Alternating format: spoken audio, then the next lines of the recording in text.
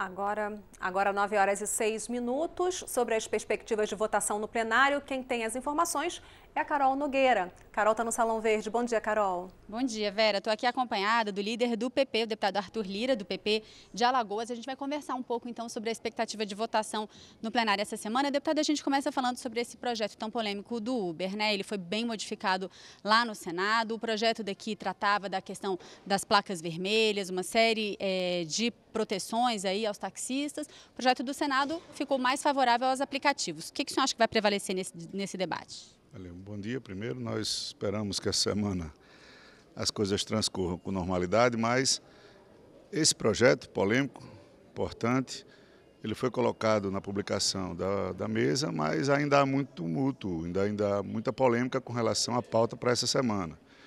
O presidente, a princípio, tinha chamado para a segurança pública e há uma mobilização constante, grande já, de taxistas, de representantes da categoria dos Ubers, para que essa pauta entre na sessão já de hoje. Vamos esperar, tem que ter uma reunião ainda com o presidente e os líderes, para ver se há consenso para que essa matéria realmente seja aprovada ou se ela seja votada, modificando o que aconteceu no Senado ou não. Mas ainda não há um consenso, pelo menos na parte da minha bancada, nós não fomos ainda consultados com relação à inclusão na pauta de hoje. O senhor defende, então, se esperar um pouquinho mais esse assunto? Eu acho que é um assunto importante. Teve uma votação que ela teve um rito de um jeito no plenário da Câmara e depois foi totalmente modificada num destaque do deputado Zaratini. Foi ao Senado, voltou totalmente modificada, é polêmica. Eu acho que é só dado colocar no dia de hoje sem uma reunião prévia dos líderes para que eles consultem suas bancadas. Afinal de contas, já houve uma desconformidade entre a votação do projeto base e dos destaques na primeira votação. Deputado, essa reunião de líderes, então, para discutir a pauta da segurança. O deputado Rodrigo Maia ontem falou em 3 projetos prioritários. Essa questão, então, do Sistema Integrado de Segurança, a regulamentação disso. O anteprojeto está sendo discutido pelo ministro do Supremo, Alexandre de Moraes, que trata de fortalecer o combate ao tráfico de drogas e também mudanças na lei de execução penal. O senhor acha que esses assuntos vão conseguir avançar com tranquilidade aqui na Câmara? Eles fazem, de fato, a diferença no combate à violência? Olha, o projeto do ministro Alexandre de Moraes, ele, no meu entendimento, deve ser o primeiro item da pauta. Ele realmente ele fortalece o combate à violência, ele traz no seu bojo mudanças importantes e criteriosas. O segundo item, antes do terceiro, que é mais polêmico ainda, que é a questão do desarmamento, né, o Estatuto do Desarmamento, que está sendo pedido por muitos deputados, inclusive da nossa bancada. Esse eu acho que será o terceiro item, né, se nós conseguirmos avançar naturalmente com os 2 itens anteriores. É importante que nós discutamos com muita tranquilidade esses assuntos, porque eles irão repercutir e refletir durante muito tempo as suas ações na sociedade brasileira.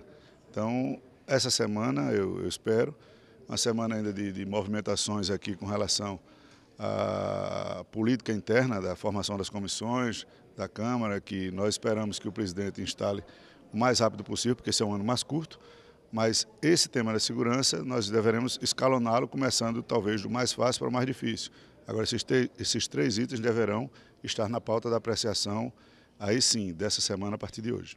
Para a gente entender direitinho esse projeto que o senhor se referiu, ele flexibiliza o Estatuto do Desarmamento, é isso? Ele permite mais acesso às armas no país, é isso? Há um anteprojeto que foi votado na comissão especial, o projeto do deputado Peninha, que ele finda com o Estatuto do Desarmamento, ele não flexibiliza, ele dá um regramento e permite a qualquer cidadão, preenchido os requisitos necessários, possa portar uma arma. Na realidade, ele vai de encontro ao que foi aprovado anteriormente. Essa é uma situação de clamor por causa justamente do clima de insegurança, de violência. Hoje no Brasil, no caso, só quem pode andar armado é bandido, porque não se enquadra, não tem pré-requisito nenhum e há sempre correntes contrárias e correntes favoráveis. Então, esse será um embate mais difícil nesse tema, sem ainda nenhum tipo de consolidação com relação ao resultado. Medida provisória 801 da renegociação das dívidas dos estados e municípios com a União, está aí na pauta desde a semana passada, pode ser votado? Isso eu acho praticamente impossível. Há quem defenda, inclusive, a inconstitucionalidade da MP. Não há essa possibilidade, não há o menor consenso com relação a isso nas bancadas. Houve uma mobilização por parte dos governadores e de alguns prefeitos, mas isso não ecoou, de maneira que eu acho que é muito difícil essa medida provisória ter prosseguimento nessa casa. Voltando a falar um pouquinho sobre segurança, tem também um projeto de lei na pauta do plenário que aumenta a pena para furtos e roubos usando explosivos. E o senhor acha que isso pode ser votado? Está na pauta do plenário? E também eu queria a avaliação do senhor sobre esse observatório da intervenção na segurança do Rio de Janeiro. Olha, com relação ao aumento de penas, eu ainda na época que era presidente da CCJ, eu relutava muito em votar projetos que aumentam penas, aumentam penas, aumentam penas. Nós temos um problema prioritário, que é a reforma ampla e definitiva do sistema carcerário. Nós temos que modificar esse sistema de cumprimento de penas no Brasil. Não há reeducação, não há ressocialização. Você fica aumentando penas, isso já foi comprovado, que não diminui violência, não inibe quem vai cometer aquele delito. Então, definitivamente, eu acho que nós tínhamos que discutir, e tem projetos na casa para isso, que é justamente o sistema carcerário, suas modificações, suas atualizações e o melhoramento, para que a gente tenha um efetivo cumprimento da pena daquele que por acaso for condenado. Deputado, antes da gente encerrar, vamos falar um pouquinho das comissões. O senhor adiantou esse assunto, né? Um assunto político que envolve aqui a casa, a definição aí das presidências das comissões permanentes, do que isso depende e qual que é a importância disso num cenário. No ano passado, por exemplo, a gente teve muitas comissões especiais funcionando muito fortemente. Qual que é a importância ainda dessa discussão das presidências das comissões permanentes? Olha, é vital para a casa, né? Enquanto nós não indicarmos e não elegermos os presidentes e as comissões permanentes, os projetos ficam parados nas comissões, eles não andam, não tramitam. As comissões do ano passado, elas estão instituídas, mas não podem atuar, não podem se reunir, não podem mais votar. Esse ano, como eu disse, será um ano curto, é ano de eleição, todos sabem.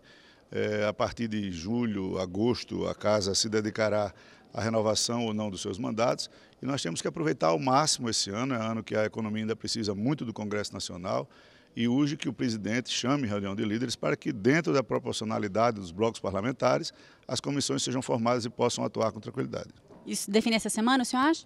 Eu vou trabalhar muito para que se defina essa semana, porque nós já estamos iniciando março praticamente. Deputado Arthur Lira, obrigado pela sua entrevista. Bom dia para o senhor. A gente volta ao estúdio com a Vera. Obrigada, Carol.